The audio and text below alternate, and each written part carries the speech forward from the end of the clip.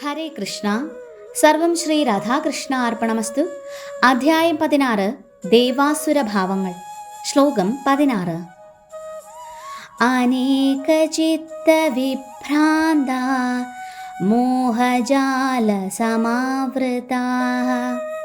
പ്രസക്താഃ കാമഭോഗേഷു പതന്തി നരകേഷു ച. വിവർത്തനം: ഇങ്ങനെ പലവിധം ആകാംക്ഷകളിൽപ്പെട്ട് വലഞ്ഞും വ്യാമോഹത്തിൻ്റെ വലയിൽ കുടുങ്ങിയും ഇന്ദ്രിയസുഖങ്ങളിൽ അത്യാസക്തരായി അവർ നരകത്തിൽ വീഴുന്നു. ഭാവാർത്ഥം: ആസുരപ്രകൃതക്കാരുടെ ധനാർജന തൃഷ്ണയ്ക്ക് അതിരില്ല, അതിനവസാനമില്ല. ഇപ്പോൾ തനിക്കെത്ര സ്വത്തുണ്ടെന്ന് കണക്കാക്കുകയും അത് കൂടുതൽ വർദ്ധിപ്പിക്കാനുള്ള വഴികൾ ആലോചിക്കുകയുമാണ് അയാൾ. ധനം നേടാനായി എന്ത് അധാർമിക കൃത്യങ്ങളും നടത്താൻ മടിക്കില്ല അയാൾ. നിയമവിരുദ്ധമായ ഈ തൃഷ്ണ ശമിപ്പിക്കാനായി കരിഞ്ചന്ത നടത്തും. ഭൂമിയും കുടുംബവും വീടും ബാങ്ക് നിക്ഷേപവുമായി തനിക്ക് സമ്പാദിക്കാൻ കഴിഞ്ഞിട്ടുള്ളവയാൽ വശീകൃതനായി അയാൾ എപ്പോഴും അവയെ ഇനിയും മെച്ചപ്പെടുത്തേണ്ടതെങ്ങനെയെന്ന് ആലോചിച്ചുകൊണ്ടിരിക്കും. തൻ്റെ കഴിവിൽ അയാൾക്ക് ദൃഢവിശ്വാസമുണ്ട്. ഈ നേട്ടങ്ങൾക്കെല്ലാം കാരണം തൻ്റെ മുൻജന്മ സുഹൃതങ്ങളാണെന്നത് അറിഞ്ഞുകൂടതാനും. തനിക്ക് അങ്ങനെ ധനം സമ്പാദിച്ചു കൂട്ടാൻ അവസരം കിട്ടിയെന്നല്ലാതെ അതിനു പിന്നിലുള്ള കാരണങ്ങളെപ്പറ്റി ചിന്തിച്ചിട്ടേയില്ല.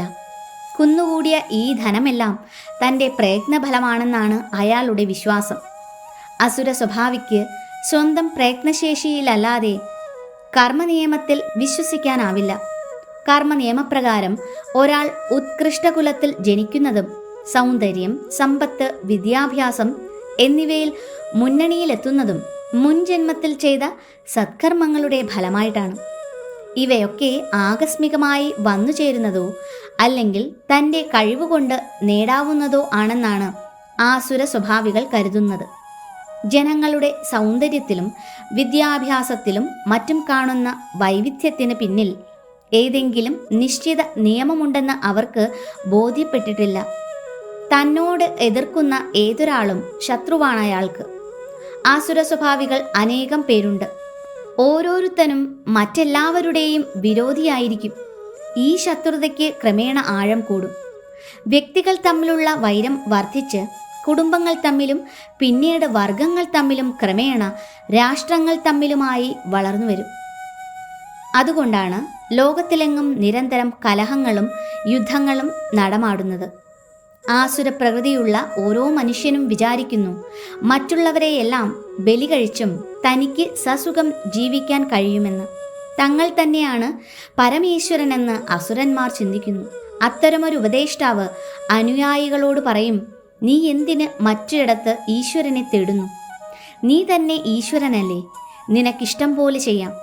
ഈശ്വരനിൽ വിശ്വസിക്കേണ്ട, ഈശ്വരനെ മറന്നേക്കൂ, മരിച്ചുപോയി ഈശ്വരൻ എന്നിങ്ങനെ. തന്നെപ്പോലെയോ അതിലധികമോ ധനവും സ്വാധീന ശക്തിയുമുള്ളവരായി വേറെ ചിലരെയും പതിവായി കാണുന്നുണ്ടെങ്കിൽ കൂടി അവർ തൻ്റെ നിലയിലെത്തിയിട്ടില്ലെന്നാണ് അയാളുടെ വിശ്വാസം.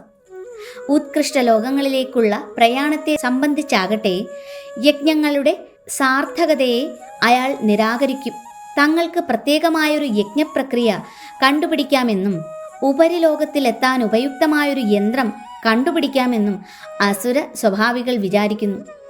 ഇതിനു പറ്റിയ ഒരു ഉദാഹരണമാണ് രാവണൻ. വേദഹിതങ്ങളായ യജ്ഞങ്ങളൊന്നും കൂടാതെ ഏത് ഉപരിലോകത്തിലും ചെന്നേറാൻ സഹായിക്കുന്ന സോപാനം പടുത്തുയർത്താൻ അയാൾ പരിപാടിയിട്ടിരുന്നു. ഇക്കാലത്തുമുണ്ട് യന്ത്രങ്ങൾ നിർമ്മിച്ച് ഉത്കൃഷ്ടങ്ങളായ അന്യഗ്രഹങ്ങളിലെത്താൻ ശ്രമിക്കുന്ന അസുര പ്രകൃതക്കാർ. സംഭ്രാന്തിയുടെ ഉദാഹരണങ്ങളാണിവർ.